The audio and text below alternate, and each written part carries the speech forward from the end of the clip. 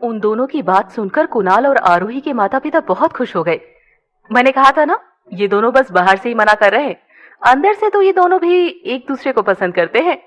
कुणाल के पिता ने मुस्कुराकर कहा तो आरोही के पिता भी हंसते हुए बोले, मुबारक हो, अब हम समधी बनने वाले हैं। मैं तो आज इतनी खुश हूं कि पूछो ही मत, आरोही की मां ने खुश होकर कहा तो कुणाल की मां भी मुस्कुराते हुए बोली, इसी बात पर मिठाई तो खिलाओ सबको।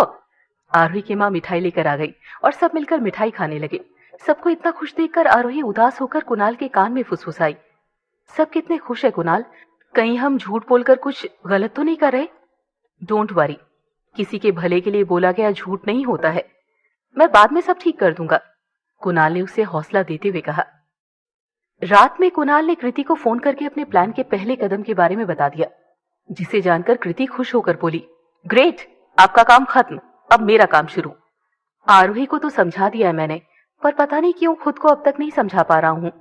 मुझे हर वक्त बस यही डर लग रहा है कि कहीं आरोही की खुशियां ढूंढते ढूंढते मैं खुद ही उसकी और तुम्हारी खुशियों का दुश्मन ना बन जाऊं। बार बार दिल में यही ख्याल आ रहा है कि अगर आदि नहीं माना और मैंने भी शादी से इनकार कर दिया तो आरोही और उसके परिवार की इज्जत मिट्टी में मिल जाएगी। दूसरी तरफ अगर मैंने अपनी दोस्ती का फर्ज निभाते हुए उससे शादी कर ली तो तुम्हारा क्या होगा, हमारा क्या होगा? जो सपने मैंने तुम्हें दिखाए हैं उन सपनों का क्या होगा? अगर ऐसी कंडीशन आ गई तो दोस्ती और प्यार के बीच में किसे चुनूंगा? कुणाल ने परेशान होकर कहा तो प्रीति उसे हिम्मत देते हुए बोली, आप इतना क्यों सोच रहे हैं, ऐसी सिचुएशन नहीं आएगी। जैसे आदि को सनाए के पास जाते देखकर आरोही को उसके प्यार का एहसास हुआ, उसके दिल में आदि को खोने का डर जगा। मुझे पूरा यकीन है वैसे ही आरोही को आपके पास देखकर आदि को भी उससे प्यार का एहसास जरूर होगा। फिर भी अगर दोस्ती और प्यार में चुनने की नौबत आ जाए तो आप दोस्ती को ही चुनना, क्योंकि आरोही जैसी दोस्त बहुत किस्मत वालों को ही मिलती है। और मैं, मेरा क्या, मेरे प्यार का क्या? कुणाल ने उदास होकर कहा तो कृति भी आंखों में आंसू भरते हुए बोली, समझ लेना कि शायद इस जन्म में हमारा साथ इतना ही था।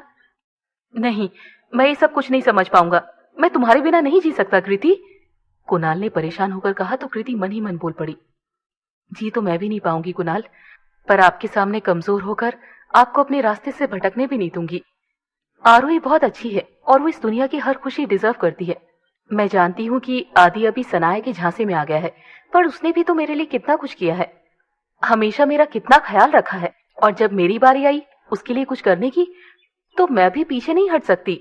उन दोनों की खुशियों के लिए इतना रिस्क तो ले ही सकती हूँ मैं।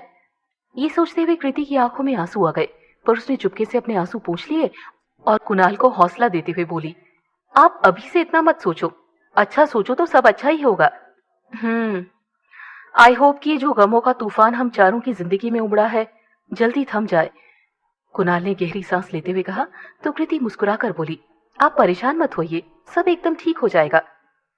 तुम हमेशा कहती हो ना कृति कि तुम बहुत लकी हो क्योंकि तुम्हें मैं मिला हूं, पर आज मुझे ये एहसास हो रहा है कि मैं बहुत लकी हूं क्योंकि मुझे तुम मिली हो, जो मुझे और मेरी दोस्ती को इतने अच्छे से समझ जाती हो। कुणाल ने कहा तो कृति हंसते हुए बोली, वो इसीलिए क्योंकि मेरे पास भी एक ऐसा ही पागल दोस्त है। आई लव यू कृति, कुणाल ने भावुक होकर कहा तो कृति भी मुस्कुराते हुए बोली, I love you too Kunal. अच्छा चलिए, अब आप सारी चिंता को बाय बाय करिए और आराम से सो जाइए। ठीक है, तुम भी सो जाओ, गुड नाइट, कुणाल ने कहा तो कृति ने भी गुड नाइट कहकर फोन रख दिया। फोन रखकर कुणाल ने तुरंत नेट से कुछ जरूरी इन्फॉर्मेशन निकालकर किसी को फोन किया और उसे सारी बात समझा दी। Thank you so much for the information doctor Kunal, पर हमें कुछ जरूरी फॉर्मेलिटीज पूरी करनी होगी जिसमें हमें कम से कम 1 हफ्ते का वक्त लग जाएगा। सामने से आवाज आई तो कुणाल मुस्कुराते हुए बोला, नो प्रॉब्लम, मैं इंतजार करूंगा। इतना कहकर कुणाल ने फोन रख दिया और फिर मुस्कुराकर बोल पड़ा, क्या लगा था तुम्हें कि कुणाल दीक्षित कोई मिट्टी का ढेर है जो तुमसे टकराकर टूट जाएगा? अब तुम्हें पता चलेगा कि कुणाल दीक्षित वो चट्टान है जो टूटता नहीं है बल्कि सामने वाले को तोड़ देने की ताकत रखता है। अगले दिन ऑफिस में जब आदित्य कृति के केबिन से होकर गुजरा तो उसने देखा कि कृति अपने फोन की तरफ देखकर रोई जा रही है। कृति को ऐसे रोते देख आदित्य को बहुत बुरा लगा। वो बिना देरी किए उसके पास पहुंचा और उसके कंधे पर हाथ रखते हुए बोला, क्या हुआ कीरू, तू ऐसे क्यों रो रही है? ये कहते हुए आदित्य की नजर उसके फोन पर गई जिसमें उसके माता पिता की तस्वीर खुली हुई थी। तस्वीर देखकर आदि समझ गया वो पक्का किसी बात से बहुत दुखी है, तभी अपने माता पिता को याद कर रही है। समझ गया, जरूर किसी ने तेरा दिल दुखाया है। तू बस नाम बता कीरू, जिसकी वजह से तेरी आंखों में आंसू आए ना, मैं उसे छोड़ूंगा नहीं। आदित्य ने गुस्से से भरते हुए कहा तो कृति चिल्लाकर बोली, तो फिर खुद के लिए सजा तय कर ले आदि, क्योंकि मेरे इन आंसुओं की सबसे बड़ी वजह तू है। ये सुनकर आदि को एक बहुत बड़ा झटका लगा और वो कई सवाल अपने आंखों में लेकर कृति की तरफ देखने लगा। शौक लगा ना, पर सच्चाई यही है, तू ही है मेरी खुशियों का दुश्मन। क्या कहा था तूने मुझे कि तू कभी भी मेरी आंखों में आंसू नहीं आने देगा, कभी भी मुझे मॉम डैड की कमी महसूस नहीं होने देगा। पर तूने साबित कर ही दिया कि इस दुनिया में कोई भी कभी मॉम डैड की जगह नहीं ले सकता। तूने साबित कर दिया कि अपने अपने होते हैं और पराए पराए। तूने अपनी खुशियों के लिए मेरी खुशियों का और मेरे प्यार का गला घोट दिया। ये कहकर कृति फूट फूट कर रोने लगी और ये सब सुनकर आदित्य हकलाते हुए बोला, तू तू ये सब क्या बोल रही है? मैंने ऐसा क्या किया? तूने क्या किया है? तूने मुझसे मेरा प्यार छीना है। दुखों की भयानक काली रात के बाद जो खुशी की एक छोटी सी किरण नजर आई थी, तूने उसे भी हमेशा के लिए मिटा दिया आदि। कृति ने सिसकते हुए कहा तो आदित्य झल्ला कर बोला, तू ये सब क्या बोल रही है? मुझे कुछ समझ नहीं आ रहा, प्लीज ढंग से पूरी बात बता। तुझे पता है कि कुणाल आरोही से शादी कर रहा है? कृति ने चिल्लाकर कहा तो कुछ पल के लिए आदित्य जम सा गया। वो कहना तो बहुत कुछ चाहता था पर उसकी जुबान से अल्फाज निकल ही नहीं रहे थे।